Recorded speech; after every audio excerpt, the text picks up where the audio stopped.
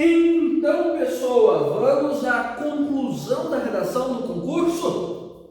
Vamos lá. A conclusão do concurso talvez seja uma das mais fáceis, comparada aos outros processos por aí que exigem a produção de uma redação. Até porque as exigências não são tão altas assim em relação a critério, ao que precisa ou não aparecer, certo? Então, eu vou te dar aqui duas estruturas que são consideradas as melhores para você construir no seu texto, para você colocar, e aí você escolhe qual delas se encaixa melhor na abordagem de tema que você quer fazer, na construção que você prefere fazer e que, claro, seja mais confortável, porque olha, conforto e praticidade para a redação são tudo, porque você tem pouco tempo, você está virado de nervosismo e ansiedade, você precisa escrever sobre um assunto que talvez seja novo, então você precisa ter estruturas em que você confia e que sejam confortáveis para você, né? Para fazer com que sua redação seja de sucesso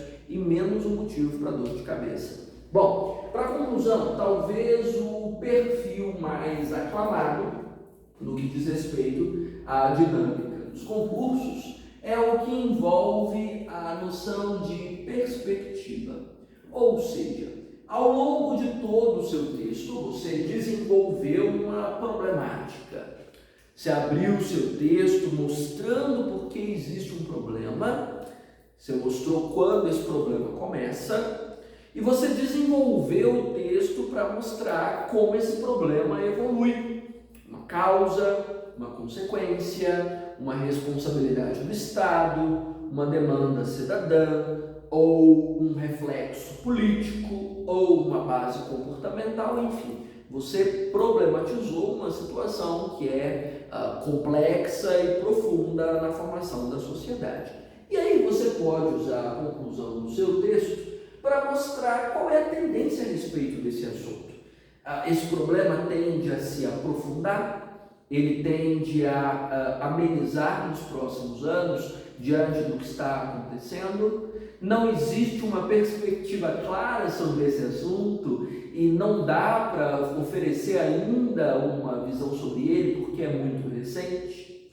Ou nós estamos vivendo uma piora progressiva do quadro que esse problema apresenta. Então, você pode escolher dentro do tema e, claro, ser bastante honesto em relação ao que você de fato percebe ou te direcionaram ao longo da argumentação sobre isso. Se realmente a tendência é melhorar, se é piorar, se é estabilizar, ou se não é possível estabelecer qual perspectiva existe sobre esse assunto. Como é que você faz esse parágrafo? Então, um parágrafo não pode acontecer com uma frase só, né? Inclusive, deixa eu deixar esse alerta, parágrafo frasal, não. Vou colocar uma hashtag aqui embaixo, para você não esquecer. Então, parágrafo frasal, não. Ou seja, um parágrafo não pode ter uma frase só. Do contrário, você não passa, não funciona, você vai ter sua redação bastante prejudicada. Nesse caso da perspectiva, você pode organizar esse parágrafo em dois períodos, em duas frases. Já que uma frase não pode, a gente faz duas, né? Na primeira frase, o ideal é você falar sobre o status quo, ou seja, em que ponto as coisas estão. Traduzindo aqui para a situação da redação, seria o caso de você fazer um pequeno resumo do problema, ou seja, em que pé a situação está. Recapitule.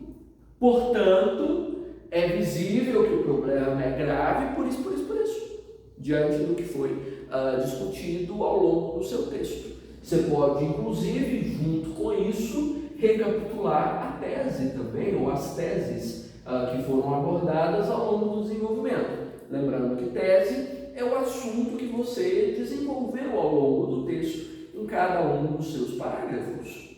Mencione como é que a situação está. Uma frase só para isso, tá? Melhor do que qualquer outra coisa, certo? Resumindo a situação. E numa outra frase, você traz finalmente quais são as perspectivas a respeito desse assunto. Se a tendência é melhorar, se a tendência é piorar, se é estabilizar ou se não é possível fazer previsões nesse momento.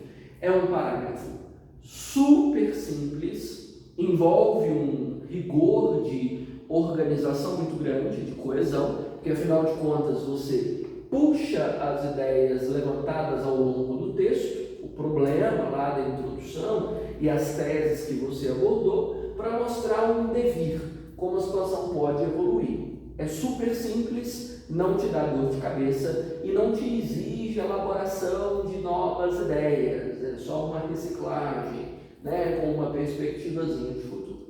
Entendido? Super prático, 2 períodos, funcionamento 100%, rendimento supimpa.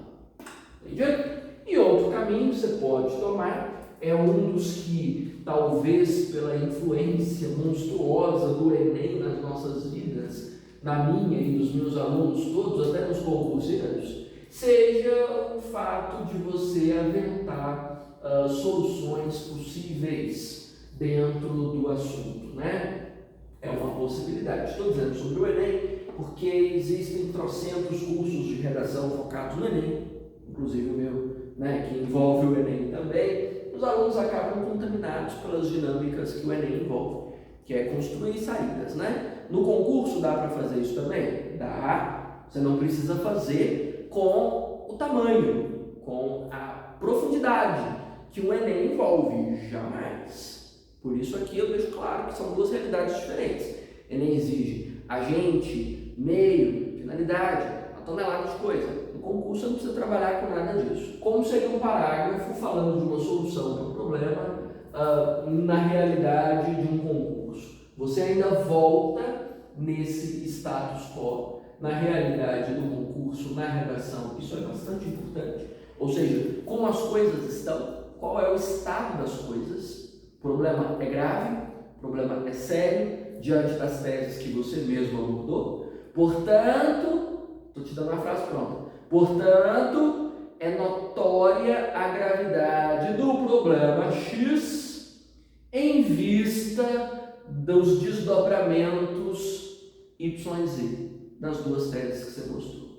Super compacto, certo? E aí você pode trazer uma possível solução para essa demanda. Olha só o tom do que eu estou escrevendo, é uma possível solução, uma possível alternativa para a gravidade do problema. Geralmente nós estamos fazendo redações sobre problemas muito profundos na realidade brasileira, ou problemas de uma complexidade monstruosa, problemas que envolvem múltiplas demandas, inúmeras áreas de conhecimento. Não dá para você resolver assim, com 3, 4 linhas. Então, por favor, tome cuidado com a audácia do problema que você está mostrando. Algumas coisas que são proibidas nessa possível solução que você vai articular, né? A certeza, obviamente, é assim, precisa ser assim, deve ser desse jeito. A única saída é, na verdade, generalizações, polarizações são proibidas em todas as circunstâncias ao longo de todo o texto. Palavras como todos, sempre, nunca, jamais, nada, excluídas. A gente não usa isso para escrita. Tudo é no campo da ponderação, é tudo um talvez, a maioria, na maior parte, muitas vezes, sempre leve, sempre modalizado. Então, a certeza de que essa solução funciona, você não pode trazer, certo? Então, primeira coisa que você vai cortar. Segunda coisa que você vai cortar, ambição. Não traga intervenções muito ambiciosas, soluções grandes demais. É preciso revolucionar o país. É preciso que os novos políticos mudem de postura. A gente não quer milagre, né? A ambição e o milagre não são bem-vindos. Então, no lugar dessa certeza, você vai construir possibilidades, né? Não é o certeza, é o que é possível, modalizado dentro do seu texto. E no lugar dessa ambição e desse milagre todo que você está tentando fazer, você coloca algo mais simples, ou seja, você coloca uma ação simples, que pode ser feita para que essa situação seja abrandada, em termos, por exemplo, de alerta, de esclarecimento social, né? São medidas possíveis, de um progressivo trabalho de orientação, de uma mudança de postura que envolva um novo olhar para o problema, mas questões que envolvam, digamos, mudanças pequenas. Nada muito radical, nada muito milagroso, nada muito extraordinário, certo? Porque isso choca com o tom geral da redação. Como eu mencionei, a redação envolve problemas profundos, complexos, né, multidisciplinares. E aí você chega no final e resolve o negócio de uma hora para outra, com um milagre que você acha que vai funcionar. Não cola, não faz bem, evite o tom milagroso, o tom ambicioso. Outra questão que você não pode trazer de jeito nenhum nessa possível solução é qualquer coisa que flerte com violência. Não pega bem. E vamos dizer que furar a bolha aqui da polarização política, dos extremismos de uma sociedade beligerante, não cabem para os textos. Não sei qual é a postura que você sustenta na sua vida. Não sei se você acredita que ações violentas sejam a resposta para os problemas com os quais nós lidamos. Não sei como você pensa, não te conheço. Mas você não deve escrever, certo? Se você pensa assim e acredita que isso seja certo, né, faz parte da sua vida. Para os textos fazer não funciona, sua redação vai perder pontos e provavelmente na argumentatividade. Nenhuma postura radical, nada que transpareça violência, certo? Pondere, tome cuidado com isso, entendido? Então nada de certeza, nada de omissão, nada de violência nessa saída, porque claro, nós estamos na era da polarização política e dos extremismos, isso não pode refletir no seu texto jamais. Sua redação tem que ficar a anos-luz de distância de toda essa bagunça com a qual nós estamos lidando ultimamente, certo? Se você não é capaz de elaborar uma proposta que seja assim, ponderada, com ações simples e sem discursos de violência, é melhor você nem trabalhar com a intervenção, com possíveis soluções. É melhor você ficar aqui no departamento da perspectiva para você não ferrar seu texto. Imagina, você constrói a redação toda coerente, no final escorrega e faz uma lambreca. Então, não invente se você não é capaz de sustentar uma postura mais leve, certo? O que mais tem para conclusão? Conectivos. Está com a lista aí? Já rasgou umas 10 de tanto usar? Já decorou? Já está sonhando com a lista? Vai passar. Use. São duas frases. Use um conectivo para cada uma. Tá bom? Vai garantir bons resultados. Vai garantir sucesso. Né? E, obviamente, não se esqueça da retomada desse status quo da conclusão. Vai valer a pena. Mas eu não posso trazer ideias novas na conclusão. É questão que ficou defasada. A redação talvez seja uma das áreas que mais evoluiu ao longo dos processos seletivos. O que nós considerávamos correto até ano passado, hoje talvez já não seja tão correto mais, determinadas bancas não aceitam. Então, existem bastantes informações que já são obsoletas. Conclusão é um lugar em que você pode trazer uma dimensão nova, como eu mencionei, de uma perspectiva, de uma possível solução, desde que você tenha coerência com o problema mencionado, retomando, para que você retome quais são os problemas que você citou. Combinado? Preciso falar, quase que eu esqueço. Nada de frase de efeito para-choque de caminhão. Típico. Porque, como dizia Mahatma Gandhi, eduque as crianças hoje para não precisar punir os adultos amanhã.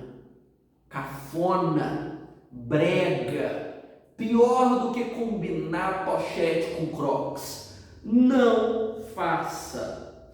Mas eu decorei uma frase bonita para colocar. Use de legenda para suas fotos cafonas no Instagram, mas não ponha em redação por lei nenhuma. Frases de efeito, fechando com chave de ouro, elas podem até estar conectadas com o assunto do texto, mas ficam terríveis na redação. Pesam a sua nota para baixo como pedra no seu pé, jogado no mar. Não faça, não ponha nada de frase de efeito, por favor. trechos entre aspas ao longo de todo o texto. Não faça. Ninguém quer saber da sua memória de papagaio, decorando frase que você não entende e repetindo aos quatro ventos. A gente não quer papagaio. Nós precisamos de domínio de conhecimento.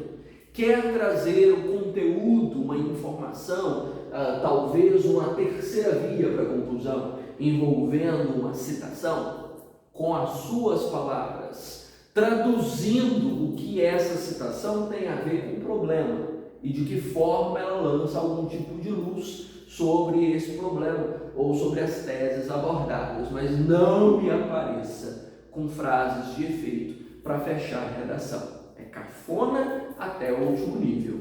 Combinado? E a moda agora não é essa cafonagem, a moda agora é a aprovação do concurso, né? Então, vamos dar essa postura.